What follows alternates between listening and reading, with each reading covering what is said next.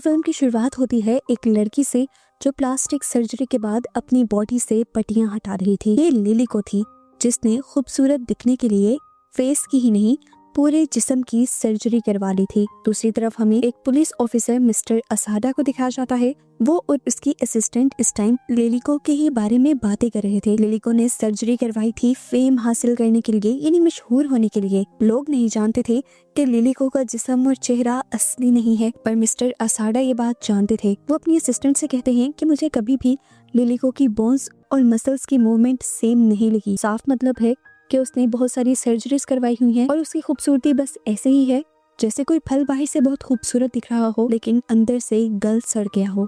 अगले सीन में हम लिलिको को एक प्रेस कॉन्फ्रेंस में देखते हैं। बहुत ज्यादा खुश नजर आ रही थी वो। यहाँ पर बहुत सारे बड़े बड़े टीवी चैनल्स उसकी न्यूज को कवर करने के लिए आए हुए थे क्योंकि लिलिको अपनी फर्स्ट फिल्म करने के लिए जा रही थी। खैर, इस प्रेस कॉन्फ्रेंस के बाद हमें लिलिको को उसके ड्रेसिंग रूम में दिखाया जाता है, उसके मेकअप आर्टिस्ट और उसकी असिस्टेंट के साथ। इतनी देर में यहाँ पर उसका फ्रेंड भी आ जाता है जिसके साथ वो काफी क्लोज हो जाती है। इसी वजह से असिस्टेंट और मेकअप आर्टिस्ट रूम से चले जाते हैं। इसी रात लिली को अपने प्रोड्यूसर के साथ भी रहती है क्योंकि वो चाहती थी कि प्रोड्यूसर अपने डायरेक्टर से कहे कि लिलिको के साथ उन्हें एक और फिल्म बनानी है। उसके जाने के बाद लिली को शीशे में अपना चेहरा देखकर खुश हो ही रही होती है कि उसे अपने सर पर एक काला धब्बा दिख जाता है। उसका ये स्कार यानी धब्बा उसके मेकअप आर्टिस्ट ने भी देखा था। दूसरी तरफ वो भी इस बारे में अपने प्रोड्यूसर से बात करता है। प्रोड्यूसर ये बताती है कि वो धब्बा लिलिको की सर्जरीज का साइड इफेक्ट है।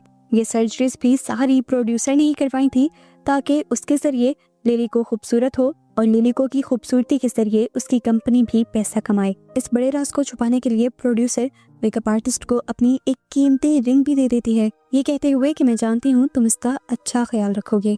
ख्याल उसे रिंग का नहीं बल्कि राज का रखना था। प्रोड्यूसर ने एक और शॉकिंग बात ये भी बताई थी कि लिलिको का चेहरा ही नहीं बल्कि उसकी बॉडी का एक एक पार्ट नकली था। उसके जिस्म में जो असली चीजें थी वो सिर्फ उसकी आंखें और उसके प्राइवेट पार्ट्स थे। अगले दिन प्रोड्यूसर लिलिको को हॉस्पिटल भेज देती है वापस ताकि उसके इस धब्बे को ठीक किया जा सके।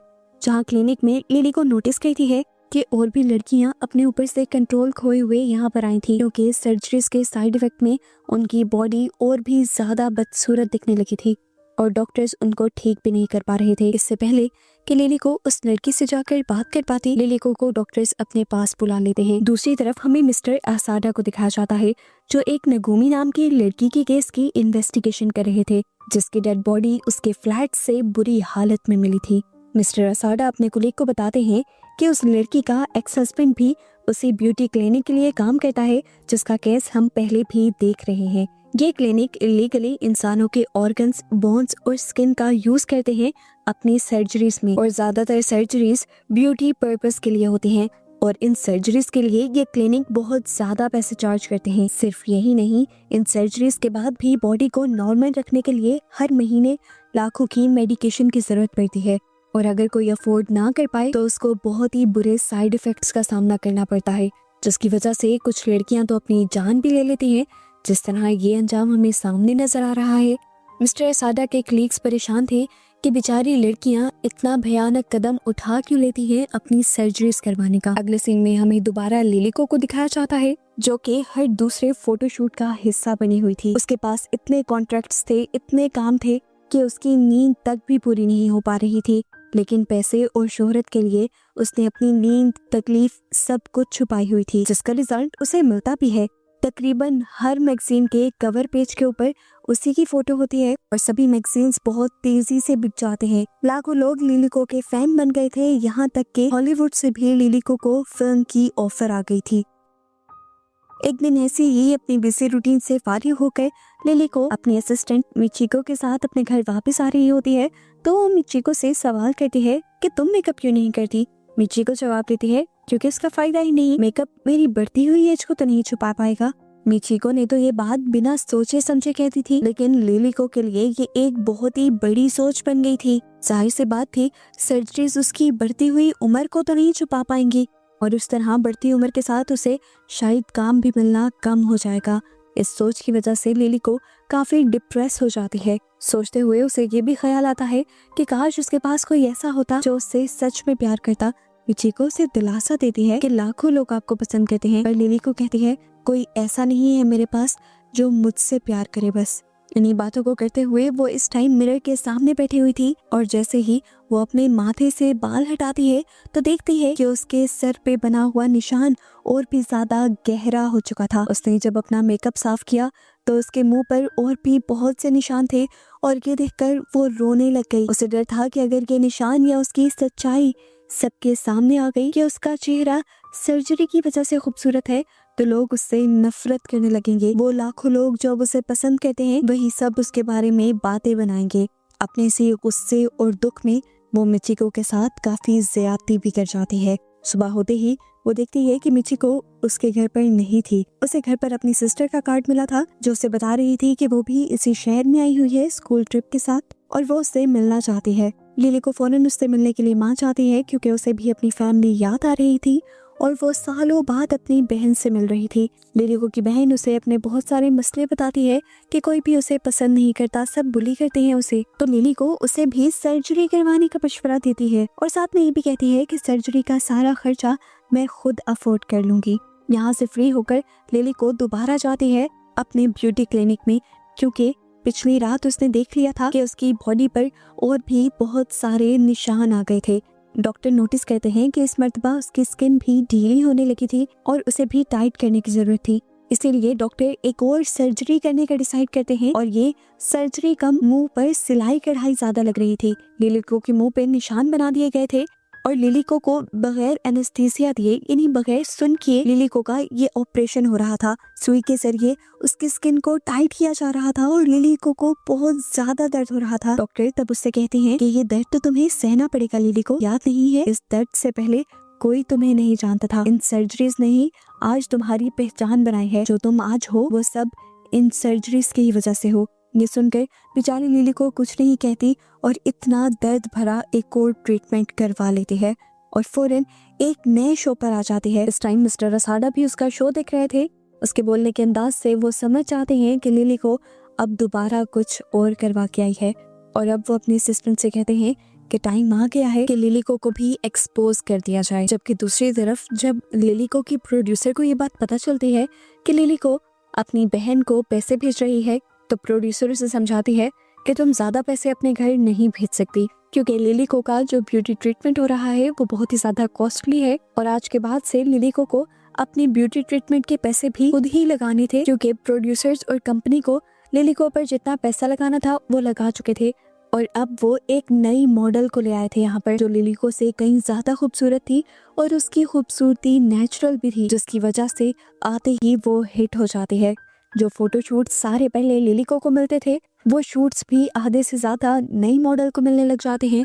उसे बहुत सी एड्स मिल जाती हैं, मूवीज मिल जाती हैं और आधे से ज्यादा मैगजीन्स के कवर पेज पर लिली को की जगह वो आ जाती है और इन सारी चीजों से लिली को बेइंतहा डिप्रेस हो जाती है और अपने डिप्रेशन को कम करने के लिए ड्रग्स का सहारा लेती है। इसी सारे बुरे वक्त में उसे एक और बुरी खबर ये मिल जाती है कि उसका फ्रेंड उसे छोड़कर एक पॉलिटिशियन की बेटी के साथ एंगेजमेंट कर चुका था। ये सुनकर तो लिली को पूरी तरह टूट जाती है और वो लड़का बेशर्मी से उसे कह देता है मेरी शादी तुम जैसी एक आम सी मॉडल से होना तुम्हारी खुशफहमी ही थी। लिली को अब गुस्से से पागल हो जाती है और इसके दिमाग में एक नई गेम चलने लग जाती है। इसीलिए वो अपनी असिस्टेंट मिचिको के घर खुद आती है जहाँ कर वो देखती है कि इस टाइम मिचिको अपने हस्बैंड के साथ थी। वो शायद नहा कर निकला था। लिली को उसके करीब जाकर उससे किस की परमिशन लेते हुए उसे किस कर देती है और फिर उससे पूछती है कि क्या तुम मेरे करीब आओगे। वो लड़का पता नहीं क्यों ना नहीं कर पाया था, शायद इसी वजह से कि लिली को बहुत ज्यादा मशहूर थी। लिली को अपनी सारी हदें पार कर देती है वो भी मिचिको के सामने और मिचिको टूट जाती है अपने हस्बैंड को किसी और लड़की के साथ देखकर। वो ये सब रोक भी नहीं पाई थी क्योंकि उसे डर था कि लिली को कहीं उसे जॉब से ना निकाल दे। खैर अगले दिन लिली को अब इस कपल को अपने घर एक जरूरी काम से बुलाती है। लिली को उन दोनों को मैनिपुलेट कर देती है ये कहते हुए कि मैं जानती हूँ कि तुम दोनों मुझसे बहुत प्यार करते हो और मेरे लिए कुछ भी कर सकते हो, लेकिन मुझे तो बस एक छोटा सा ही काम करवाना है। एक लड़की के फेस पर तुम्हें एसिड फेंक कर आना है ताकि उसकी खूबसूरती खत्म हो जाए और वो जल कर मर जाए। ये दोनों उसकी बात मान जाते हैं और मिशन पूरा करने से पहले लिली को उन दोनों को ही अपने सामने करीब आने को कहती है। बेचारी मिचिको सिर्फ अपनी जॉब के लिए लिलिको के कहे हुए सारे बुरे काम कर रही थी जो वो करना भी नहीं चाहती थी। अगले दिन दिखाया जाता है कि जब लिलिको को उसका मेकअप आर्टिस्ट तैयार कर रहा होता है तब वो लिलिको की कमर पर अजीब बड़े बड़े काले धब्बे देखता है। वो समझ जाता है कि ये भी उसके ब्यूटी प्रोसीजर के साइड इफेक्ट्स हैं, इसीलिए वो कुछ नहीं बोलता। यहाँ तक कि वो अपनी असिस्टेंट को भी रूम से बाहर भेज देता है और फिर बाद में सीक्रेटली ये बात जाकर प्रोड्यूसर को बताता है। तो प्रोड्यूसर उसे कहती है टेंशन लेने की जरूरत नहीं है, मुझे लग रहा है कि लिलिको का ये इंडस्ट्री में आखिरी वक्त चल रहा है। दूसरी तरफ दिखाया जाता है कि मिचिको और उसके हस्बैंड ने भी उस पॉलिटिशियन की बेटी का मुंह जला दिया था एसिड से, जिससे लिलिको के फ्रेंड की शादी होने वाली थी। और ये करने के बाद मिचिको और उसके हस्बैंड बहुत ज्यादा रोते भी हैं। खैर ये सब होने से एक फायदा तो हो जाता है, लिलिको का मकसद पूरा हो जाता है। लिलिको का फ्रेंड उसके पास वापस आ जाता है। लिलिको जब उससे सवाल करती है उसके फियांसे के बारे में तो सच बताने के बजाय वो लड़का कहता है कि मुझे तो पॉलिटिक्स में कभी इंटरेस्ट ही नहीं था, मुझे तो तुम्हारी तरह मशहूर बनना है। और इस तरह इन दोनों के फासले दोबारा कम हो जाते हैं। फिर अगला दिन होता है और हमें दिखाया जाता है कि लिलिको से मिलने के लिए मिस्टर आसाडा आए थे। वो लिलिको से कहते हैं कि लोगों को धोखे में रखना एक जुर्म है। लिलिको कहते हैं मैंने किसको धोखे में रखा है। मिस्टर आसाडा बिना हिचकिचाए कह देते हैं कि तुम्हारी ये जो ब्यूटी है ये नकली है और इसी से तुमने सबको धोखे में रखा हुआ है। जब तुम्हारी सच्चाई सबके सामने आएगी लोग तुम पर थूकेंगे भी नहीं, और जिस ब्यूटी क्लिनिक पर तुम चाहती हो वो भी इलीगल है। वो बताता है कि वो ब्यूटी क्लिनिक औरतों का फायदा उठाता है उनके खूबसूरत होने के शौक को लेकर, फिर इलीगली ऐसी मेडिसिन और ट्रीटमेंट उनको देता है जिससे वो बज़ाहिर खूबसूरत तो हो जाती हैं, लेकिन वो ट्रीटमेंट आहिस्ता आहिस्ता उन्हें मौत की तरफ ले जाते हैं। मैं तो कहूँगा कि तुम अब भी उनके जाल से निकल जाओ। लिली को जवाब में कहते हैं मुझे ये सब बताने का क्या फायदा, मेरा उस सब से क्या ताल्लुक है। तब मिस्टर साडा हंसते हुए उसके हाथ में वो सारे प्रूफ्स दे देते हैं जो उनके पास थे। उन्हें सब पता था कि लिली को पहले कैसी दिखती थी, फिर सर्जरीज के बाद कैसी हुई। मिस्टर साडा ये भी बताते हैं कि मुझे सिर्फ यही नहीं पता, मुझे ये भी पता है कि पॉलिटिशियन की बेटी का जो मुंह चला है वो भी तुम्हारी ही वजह से चला है, और इस क्राइम के भी सारे एविडेंस मिस्टर साडा के पास थे। ये सारी बातें सुनकर फिलहाल के लिए तो लिली को घबराई थी। उसके हाथ से एविडेंस की फाइल पकड़कर लिली को यहाँ से चली जाती है। घर आते ही वो एविडेंस खोलती है तो उसे पता चलता है कि मिस्टर साडा सच बोल रहे थे। इस फाइल के अंदर लिली को की वो सारी पुरानी फोटोज भी थी जब लिली को बहुत ही मोटी और भद्दी दिखा करती थी। लिली को दोबारा से पैनिक हो जाती है कि अगर ये सच्चाई उसके सबके सामने आ गई तो क्या होगा। अपने आप को काम डाउन करने के लिए वो अपने आप को एक और ड्रग का इंजेक्शन लगा लेती है। सुबह जब उठी तब भी वो नशे में थी। उसने देखा कि मिचिको उसके लिए ब्रेकफास्ट बना रही थी। उसने टीवी ऑन किया तो उसे एक और झटका देने वाली न्यूज ये पता चली कि पहले जिस एडवर्टीजमेंट में हमेशा वो हुआ करती थी, आज उस एड में भी उसकी जगह नई मॉडल ने ले ली थी। ये देखकर उसका दिमाग खराब हो जाता है और वो मिचिको को काम देती है पहले की तरह इस मॉडल का भी तेजाब से फेस जलाने का। मिचिको घबरा गई थी लेकिन कोई जवाब नहीं दे पाई थी। लिलिको की आज उसी मॉडल के साथ प्रेस कॉन्फ्रेंस भी थी। स्टेज पर उस मॉडल को देखकर लिलिको का कॉन्फिडेंस डाउन हो जाता है और वो अपने आप को नॉर्मल करने के लिए वॉशरूम में जाकर एक और ड्रग का इंजेक्शन अपने आप को लगा लेती है। अब क्योंकि रात भी उसने ड्रग का यूज किया था और रात वाली ड्रग का असर खत्म होने से पहले ही उसने दोबारा भी अपने आप को ड्रग का इंजेक्शन लगा लिया था, तो अब उसके असर में उसे हेलुसिनेशंस होने लग जाते हैं। पूरे स्टेज पर उसे तितलियां उड़ती हुई दिखाई देती हैं जिसे वो पकड़ने की कोशिश में लग जाती है, अपने आप से कंट्रोल खो देती है, ऊट-पटांग की हरकतें करती है। और ये सब देखते हुए प्रेस कॉन्फ्रेंस पूरी तरह तबाह हो जाते हैं। सारे लोग उसके इस एबनॉर्मल बिहेवियर की पिक्चर लेते हैं और अगले दिन के न्यूज़पेपर्स और मैगजीन्स उसकी इस अजीब हरकतों की खबरों से भर जाते हैं। दूसरी तरफ दिखाया जाता है कि जब मिचिको अपना प्लान पूरा करने गई थी, दूसरी मॉडल को मारने के लिए गई थी, तो उसने देखा कि दूसरी मॉडल भी बहुत ज्यादा उदास थी। वो मिचिको को बताती है कि हम जैसी मॉडल्स को सिर्फ मशीन के तौर पर इस्तेमाल किया जाता है। जब तक हमारा फेस होता है, हमारी जवानी होती है, हमसे पैसा कमाया जाता है और फिर हमें छोड़ दिया जाता है। उसकी बातें सुनकर मिचिको इमोशनल हो गई थी और अपना काम पूरा नहीं कर पाई थी। यहाँ अगली सुबह जब लिलिको की आंख खुलती है तो उसे बहुत ज्यादा सर में दर्द हो रहा था, वो वॉमिटिंग कर रही थी। मिचिको उसे संभालने के लिए आती है और वो गुस्से में मिचिको से पूछती है क्या मेरा काम हुआ। मिचिको से बताती है कि मैं आपका काम नहीं कर पाई। ये सुनकर लिलिको इतने ज्यादा गुस्से में आ जाती है कि मिचिको को थप्पड़ मार देती है। और खुद अपने आप को काम डाउन करने के लिए अपने घर से बाहर निकल आती है। बाहर बारिश हो रही थी, उसे ये भी ख्याल नहीं रहा था। रूम के अंदर मिचिको के हाथ लग जाते हैं लिलिको के वो सारे एविडेंस जो मिस्टर असाडा उसे देकर गए थे। बस फिर क्या था, अपने थप्पड़ और अपने साथ किए गए हर जुल्म का बदला लेने के लिए मिचिको इन एविडेंस को बड़े बड़े प्रेस क्लब्स में भेज देती है। इतने बड़े बड़े राज थे, इनको कहाँ वक्त लगता था वायरल होने में। एक के बाद एक सारे ही लिलिको के खिलाफ सबूत इंटरनेट पर थे। हर कोई अब लिलिको के बारे में बातें कर रहा था और लिलिको से नफरत करना शुरू कर चुका था। बस वही दिन आ गया था जिससे लिलिको डरती थी, लेकिन वो नहीं जानती थी कि ये दिन इतना जल्दी आ जाएगा। इस टाइम लिलिको के घर के बाहर बहुत सारे न्यूज एंकर्स थे जो लिलिको से उसकी सर्जरीज के बारे में सवाल करना चाहते थे, पर लिलिको अपने घर का दरवाजा नहीं खोलती। जैसे जैसे उसका डिप्रेशन बढ़ रहा था, उसकी बॉडी पर मौजूद स्कार्स भी बहुत ज्यादा बढ़ने लगे थे। दूसरी तरफ हमें मिस्टर असाडा को दिखाया जाता है, जिनको पुलिस वाले सस्पेंड कर देते हैं क्योंकि मिस्टर असाडा ने ब्यूटी क्लिनिक की इंफॉर्मेशन को लीक कर दिया था बिना किसी अथॉरिटी और परमिशन के। और ऐसा करके उन्होंने ब्यूटी क्लिनिक वालों को एक मौका दे दिया था अपने आप को कवर करने का, लेकिन पुलिस उस मौके से पहले ही उस ब्यूटी क्लिनिक वालों को पकड़ना चाहती थी।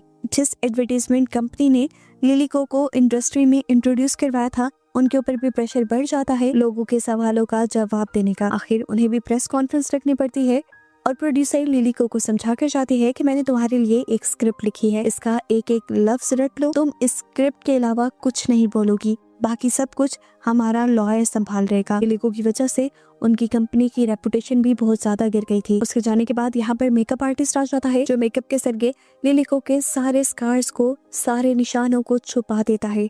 जिसके बाद अब लिलिको प्रेस कॉन्फ्रेंस के अंदर आ जाती है। लिलिको जानती थी कि कोई भी उसकी बात पे यकीन नहीं करेगा और ना ही कोई अब उसे पसंद करता है। अपनी इस प्रेस कॉन्फ्रेंस को हमेशा के लिए यादगार बनाने के लिए लिलिको अपने हाथ में एक चाकू लेकर आती है और सभी के सामने अपनी आंख के अंदर स्टैब कर देती है। और उसकी इस हरकत से उसका आखिरी मैगजीन भी काफी ज्यादा पॉपुलर जाता है। जो भी हुआ था, लिलिको का अब करियर तबाह हो गया था और जिस ब्यूटी क्लिनिक ने करियर तबाह किया था उसके बारे में किसी ने पूछा भी नहीं ज्यादा और ना ही उसे बंद किया गया। हम मिस्टर असाडा और उसके असिस्टेंट को रोड से गुजरता हुआ देखते हैं और तभी एक लड़की उनके पास आती है उनसे एक एड्रेस पूछने के लिए। ये लड़की उन्हें काफी जानी पहचानी लग रही थी, तो मिस्टर असाडा अपने असिस्टेंट को बताते हैं कि ये लड़की लिलिको की बहन है जिसने भी अब सर्जरी करवा ली थी। वो ब्यूटी क्लिनिक बंद नहीं हुआ था इलीगल काम करने के बावजूद भी, क्योंकि उस ब्यूटी क्लिनिक की डिमांड थी। खैर अब हमें दिखाया जाता है उस मॉडल को जो लिलिको की जगह आई थी। हर जगह बस अब उसी के चर्चे थे। अपना काम खत्म कर जैसे ही वो अपने कमरे में वापस आती है तो अपने चेयर पर किसी को बैठा हुआ देखती है।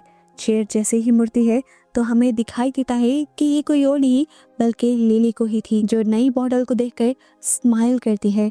और यहाँ इस मिस्ट्री के साथ ये मूवी एंड हो जाती है कि आखिर लिलिको आखिरी मर्तबा उसके पास आई क्यों थी। क्या वो उसे मारकर अपने करियर के खत्म होने का गुस्सा निकालना चाहती थी या अपना सब कुछ छीनकर उसके पास जाने का बदला लेना चाहती थी। आपको क्या लगता है कि लिलिको वापस क्यों आई थी? कमेंट में जरूर बताइएगा। Thanks for watching.